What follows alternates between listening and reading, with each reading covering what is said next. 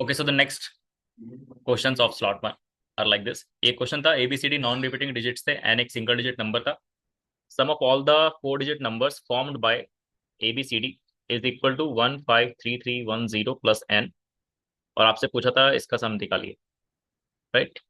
तो ABCD एक number है, एक अगला नंबर ऐसा हो सकता है. ऐसे कितने पॉसिबिलिटीज हैं? तो ऐसे 24 केसेस बन सकते हैं. 4 फैक्टोरियल, 4 डिजिट्स को अरेंज करने का 4 फैक्टोरियल तरीके होते हैं इफ दे आर डिस्टिंक्ट. तो इनका सम कैसे निकाल सकते हैं? आप इसको कहोगे तो ये कितनी बार रिपीट करेगा? टोटल 24 केस हैं और 4 ABCD हैं, तो हर एक केस 6 बार रिपीट करेगा. हर एक जो हमारा डिजिट होगा 6 बार रिपीट करेगा. तो यहाँ पे जो सम आएगा, this is 6 times of A+B+C+D. हर एक चीज 6 बार रिपीट कर रही है, इसलिए मैंने सबको जोड़ के 6 बार कर दिया. यही हमारा इस पे होगा, इस पे होगा, इस पे होगा. हर एक प्लेस पे यही वैल्यू आने वाली है. तो आई कैन से कि जो टोटल सम होगा दैट इज, ये तो कॉमन हो गया. अब एक बात बताओ, जो सबसे पहली वाली प्लेस है that is our ones tens hundred thousand place, तो उसको 1000 लिखोगे, ये कॉमन आ जाएगा. फिर 100 प्लेस आएगा, फिर टेंस प्लेस और फिर वंस प्लेस. तो ये हो गया हमारा फाइनल सम. और इस क्वेश्चन में ये फाइनल सम आपको गिवन है लाइक दिस. अब यहाँ पे थोड़ा सा आपको कैलकुलेटर का यूज तो करना पड़ेगा, डेटा थोड़ा ज्यादा बड़ा है. तो अगर मैं 6666 के मल्टीपल चेक करता हूँ, 23 से मल्टीप्लाई करके ये चीज बनती है 153318. तो मतलब यहाँ से मैं कंफर्म कर सकता हूँ कि ये जो फैक्टर होना चाहिए, this must be equal to this. So n equals to 8 from here. आए समझ? A+B+C+D क्या होगा फिर उस समय? 23. तभी ये चीज हमारा बैलेंस हो पाएगा. और n एक सिंगल डिजिट नंबर था, इसीलिए हम ये कर रहे हैं. तो इनको जोड़ के कितना आंसर आएगा? 31. तो नेक्स्ट क्वेश्चन इन रेडियस वाला क्वेश्चन था. ये 56 की बनता है 45. ये मिड पॉइंट था इस ट्राइंगल का. जो सर्कल है उसका रेडियस पूछा था, that is in radius. Easy है, लेट्स स्टार्ट. तो ये 45 है, ये 28 हो गया. मिड पॉइंट है तो आधा हो गया. इसको मैं अगर फैक्टराइज करके चेक करता हूँ तो कोई भी ऐसा कॉमन चीज मुझे प्राइम नंबर नहीं मिलता है, मतलब मुझे ये निकालना ही पड़ेगा. सो when I find this thing it is 53 centimetre. इस सर्कल का रेडियस निकालना है, तो that would be perpendicular plus base minus hypotenuse divided by 2. I hope you remember all the formulas of geometry by heart, क्योंकि ये direct concept based question है. इसका proof कराया जाता है. This plus this minus this divided by 2, it is 10 centimetre. चलिए moving to the next question. या log का क्वेश्चन था ये, कुछ था क्वेश्चन. और ग्रेटेस्ट इंटीजर फंक्शन पूछा था एक्स का. आसान है. यहाँ पे 10 है. अब ये 100 बेस है, तो 100 बेस को आप क्या कर सकते हो? 10 का स्क्वायर लिख सकते हो. तो पावर 2 बाहर आ जाएगी. जैसे अभी 1000 है तो ये 10 की पावर 3 है, तो इसमें से आप 3 बाहर ले लोगे पावर वाला. बेस को सेम बना रहा हूँ मैं बेसिकली. तो सबके कोफिशिएंट्स को मैं ऐड कर लेता हूँ, this thing. So when I solve it is this and I am getting this result. तो एक्स क्या हो गया? 10 की power 3/2, that is square root of 1000. इसको कैलकुलेटर पे आप चेक कर सकते हो, या फिर आपको अगर थोड़े से परफेक्ट स्क्वायर याद है तो ये 31 से, 31 का स्क्वायर 961 होता है, उससे ज्यादा है. तो ये 31.62 आता है कैलकुलेटर से. इसका ग्रेटेस्ट इंटीजर फंक्शन कितना गया? 31. तो ये हमारा आंसर हो गया. नेक्स्ट क्वेश्चन ग्राफ का था, एक बहुत ही प्यारा क्वेश्चन. और अच्छा हुआ अगर किसी ने अटेम्प्ट नहीं किया तो बहुत अच्छी बात है, क्योंकि बहुत लेंदी क्वेश्चन है. बट अगर किसी के कॉन्सेप्ट सारे बहुत बेहतरीन तरीके से फिंगर टिप्स पर हैं तो ये क्वेश्चन आप कर सकते हैं. रिवाइज करा देता हूँ. अगर ये चीज मैं जीरो मानता हूँ, पहला चीज तो ये सर्कल का इक्वेशन है. सर्कल का इक्वेशन कुछ ऐसे होता है, जहाँ पे हमारा जी सेंटर होता है और एफ, जी और एफ, माइनस जी और माइनस एफ सेंटर होते हैं. तो माइनस जी क्या होगा? -2, और ये +2 हो जाएगा. रेडियस क्या होता है? G² + F² माइनस सी का होल स्क्वायर रूट. वैल्यूज को प्लग करिए.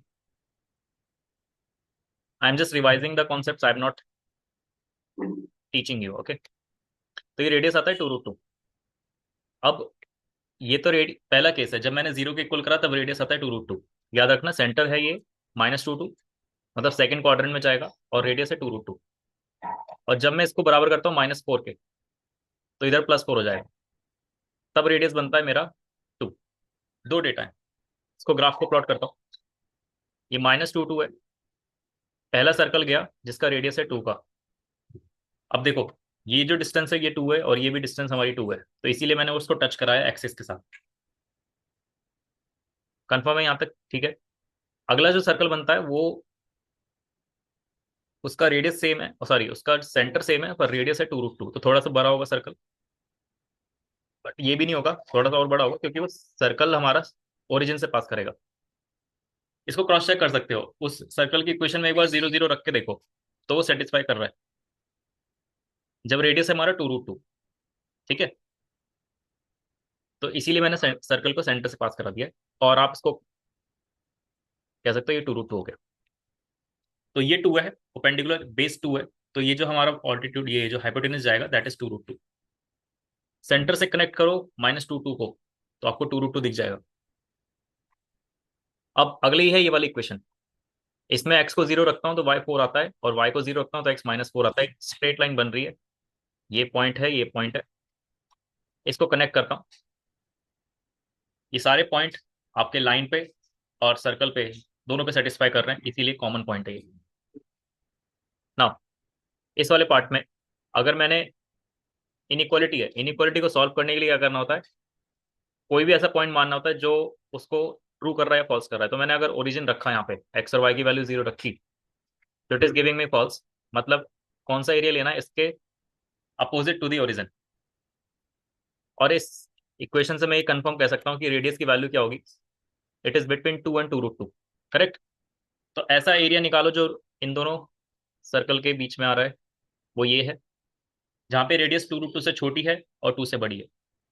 सो let me just finalize this thing, it is 2√2, it is 2, and we have to find this common area. और आप देख सकते हो कि हमें लाइन के लेफ्ट साइड वाला एरिया चाहिए था, या ऊपर वाला एरिया चाहिए था।